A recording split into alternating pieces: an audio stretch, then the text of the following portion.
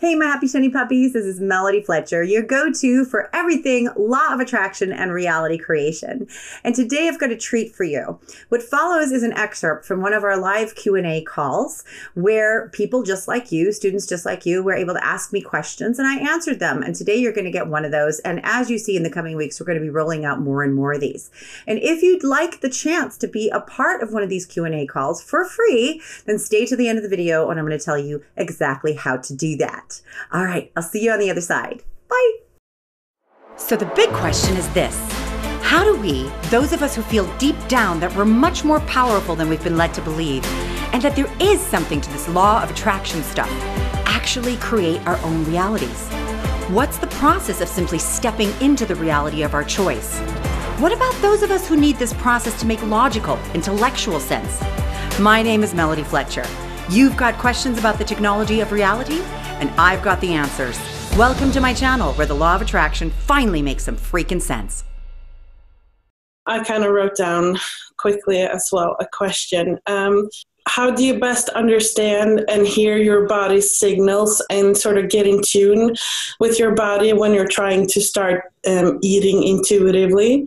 And also, what's the best way to move away from judging foods as good as bad? Because as you know, I've already sort of come kind of far with not judging food, but I still sometimes look at processed food or sugary stuff, and I'm like, okay, that's not as good as vegetables, for example. Okay, so we want to stop looking at food as a universal sort of judgment or value judgment kind of way, like this food is good, this food is bad, and make it an individual thing. This food is good for me, this food is bad for me. And you use not the data that you've gathered or your belief systems about that food so much, because those could be completely screwy. You pay attention to how it makes you feel when you consume it. Yeah. So now that includes emotionally, because if you love ice cream and you've decided that ice cream is not bad for you, but then you find that you feel ashamed and guilty after eating, you got to pay attention to that, right? Okay. Because you don't feel good about having eaten it. And so you have to pay attention to that as well. And so in the beginning, your diet might be a little bit restricted as you're figuring out what you can really feel good about. And then as that works, you can expand it, right? If you're not able to hear your body's messages, and most people are not, and the body's messages might even be screwed up, because then people might say, I tried intuitive eating, but I just craved pizza all day. And it's like, well, I don't think that my body really needs pizza, so obviously I'm not getting a nice, clean message from it. Well, here's the thing. Here's how to get a nice, clean message from it. What I recommend doing, and I did this many times, is you do some kind of a detox. Which really, for the most part, just means you don't put toxic things in your body anymore. You don't have to do a hardcore fast. You don't have to do any of that. I've done all of that, and I've come to the conclusion that we don't have to actually do that. Our bodies can detox themselves quite well if we stop putting garbage into them. Yeah. And I know that makes it sound like I'm judging the garbage foods, and I kind of am, but I also fully understand that if somebody doesn't have that reaction to those foods, then they can eat them no problem. So garbage foods is, again, very subjective. Depends on what it is for you. So what I would start off with, what I recommend doing, is you get rid of all processed and artificial foods. Maybe not forever, just for a little while. Yeah. Okay. And you bring yourself down to kind of a nice median where, you're eating fresh foods. You're eating, and you don't have to do this all at once. You can do this bit by bit. Yeah. But you're eating fresh foods. You kind of sort of eliminating a lot of things out of your diet just temporarily, really just temporarily. And you need to keep reiterating that to yourself, that it's just temporarily, because you're going to start adding things back in. Yeah. But if you can do that, where you kind of eliminate the most of the foods and you just eat very, very naturally for a week or so. And then you start bringing foods back in, but you do it one by one. And you can bring in anything you want. If it's McDonald's you want, then bring in McDonald's, see what happens, right? But you do it one by one because you want to pay attention to how that makes you feel. This is accurate feedback. This is communication from your body. I ate that and I felt super tired afterwards. I ate that and I got massive gas. I ate that and I couldn't sleep for heartburn. I ate that and I had a ton of energy. I ate that and it felt really, really good. I ate that and I didn't get hungry for 6 hours. Okay. Yeah? So So it should be like really like introducing one at a time, sort of. Yeah, so you can know what it was. Because if you eat 5 new foods in a meal and then you get indigestion, how do you know which one of those that was? Right? But if you just add one thing at a time and you can notice, okay, this made me feel good, this made me feel bad. And then the things that make you feel bad, those are the ones that you don't eat right now. Now, it's still right now because that could change again in the future. As your energy shifts, that food could become totally compatible again. But that's your body saying, right now, that's not good for me. Now, that's not too hard because once you recognize that something makes you feel like shit, it doesn't take a lot of willpower to not eat that thing anymore. It doesn't feel like you're depriving yourself of it. And you might be surprised. Even foods that you've decided are healthy could cause a bad reaction, and foods that you decided are unhealthy could have no reaction. So it's not about this is this food, this is that food, this is good, this is bad. It's, is it fat, is it protein, I would go by how my body feels.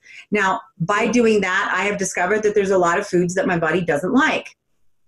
I don't want those foods, if I'm honest, but there are a lot of foods that my body doesn't like. For me, anything artificial and processed is a no-no. I get indigestion immediately. My body has a very strong reaction to it.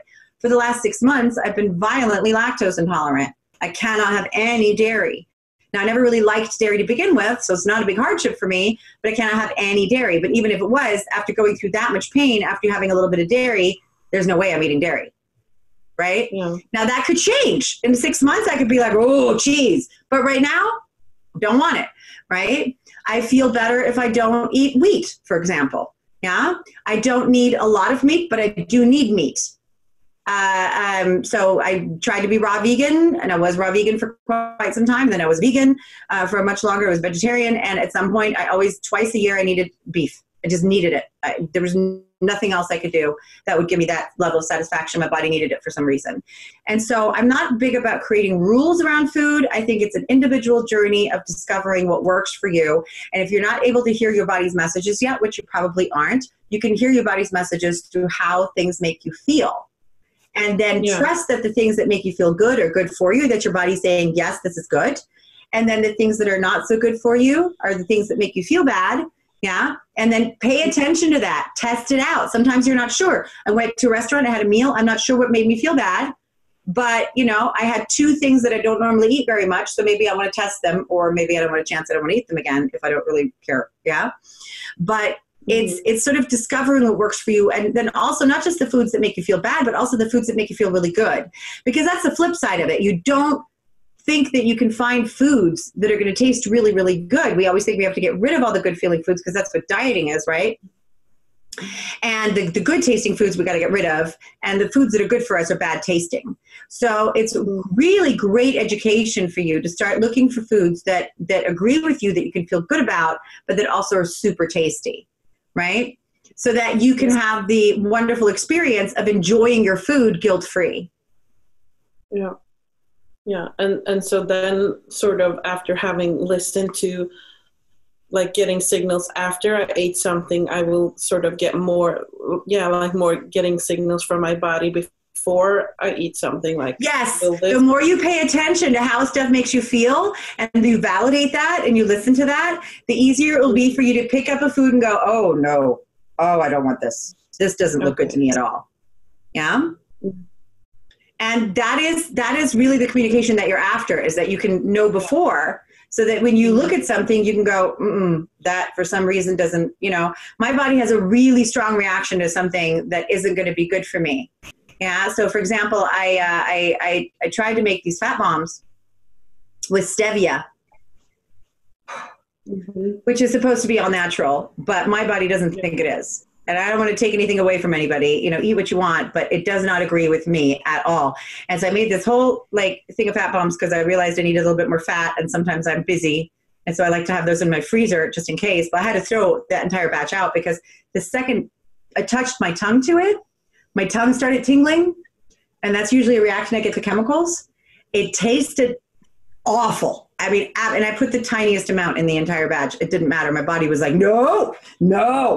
Like, I did not want it. It was awful. The whole experience was awful. The taste of it, the feel of it, the reaction to it. Yeah. And so that I just chucked all that out and did it again with agave this time. What's that? What was it you made? Fat bombs.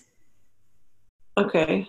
They're like pralines that are made of fat and cocoa and usually an artificial sweetener. I can't do that. So I use agave because I asked my body what to use and it said agave. And I'm still losing weight. So woo, right? And so that's just because my body sent me the insight that I needed to eat a little bit more fat. I wasn't getting enough fat because I don't eat very much because I don't want to. I am not hungry. So I went online and I looked at, how do you supplement fat? What do the keto people, the paleo people do? Because I know that they have that same issue. And I came across this thing called fat bombs, which are these little chocolatey pieces of heaven, quite frankly, when they're done right. And you can look them up. There's tons of recipes. If you need to, but that was my body telling me it needed more fat and me being inspired to find a way to add fat in a really delicious way, but then having to find the way that really worked for me, the way that tasted well. So you can get to the point where your body, like I didn't know it until I made it though. I didn't know it. Like I had to taste it and then my whole body went, no. And I went, okay, that's a big no-no. Like I would have had to force myself. It would have been torture to eat those. And so it's often a process of discovery. I'll order something in a restaurant and I'll take one bite and I'll be like, I can't eat this. Like it tastes awful to me. There's something in it. And it's not even necessarily something bad. It's just something that my body doesn't agree with in that moment. So yeah, I get told that if I overrode that, I would get indigestion, I'd have gas, I'd have diarrhea, something. My body would try to get rid of it. And even then, it's not like my body can't handle it. But do I want to go through life like that? No, I don't want to go through life with gas and indigestion and pain and diarrhea. I want to feel good. And so I think that's a great way to get your foot in the door is if you're not eating a really clean diet right now, maybe clean up your diet a little bit based on your beliefs, what you clearly think is, good food and bad food, and eat a little bit cleaner. But then start adding foods back in one by one. Doesn't have to mean one a week. You can do one a day or one every 2 days, whatever. But you add them back in one by one so that you can isolate the data that you get from that. Yeah. And if it makes you feel good, if it makes you feel not good, and then you pay attention to that and you start catering to that, because that's also an act of self-love, to feed yourself that which makes you feel good and not feed yourself that which makes you feel bad. Yeah. And that's how you build up a communication with your body, because it takes a while for you to get to trust your body. And when you eat something and you're like, oh, I guess my body doesn't want it. And then 2 weeks later you decide, oh, I'm just going to eat it again. And it gives you the same reaction. You're like, okay, that really wasn't good. You're right. That wasn't good. That wasn't good. You start to trust the feedback, because this is feedback that's easy to trust because it's physical. It's a lot harder when, you're looking at something and your body's like, yeah, eat that. And you're like, that's a chocolate donut. And my body's like, yeah, eat that. Mm-hmm. Yeah. And then you got to trust that. Right? Mm-hmm. It hasn't happened with the chocolate donut, but it's happened with the fries, French fries. Right. Remember, my body's like, you need to go eat some fries. And I'm like, fries? Seriously? Yeah, fries. And I'm like, okay, so I go get the best fries and I enjoy the shit out of it. It's so tasty. Yeah. But I don't know why my body needed that. Suddenly it needs watermelon. Suddenly it needs pineapple. Somebody have to eat an apple for some weird reason. I don't know what's in it. Yeah, that my body needs in it, because there's so many things in those kinds of foods and real foods. There's so many compounds, enzymes, things in there. I don't know precisely what it is it needed, but it needed it. Yeah. And then I feel incredibly satisfied after eating something that my body has asked for. Incredibly satisfied. I also now have the ability to just talk to my body and receive answers, but I didn't always. So this is a great way to start off. Does that make sense? Yeah. Yeah. Thank you so much. That was a great answer. Good. All right. Thank you for playing, sweetie. Appreciate it. Fantastic question. Look at you made it all the way to the end of the video. Good for you. So if you'd like a chance to be part of these Q&A calls that we do for free, then all you have to do is get onto my email list. People on my email list get free gifts like this. In fact, I'll even give you another free gift for getting onto my email list, which changes periodically. So I'm not going to tell you what it is so that I can change it, but just check the description down below. Get onto my email list, get your valuable free gift, and you will be invited to take part of one of these Q&A calls yourself, where you can ask me whatever you want. Sound like a good deal? I think so. So sign up now, get invited to Q&A call, and get your own answers. Until then, enjoy the videos every week. Thank you for bringing your light to the world.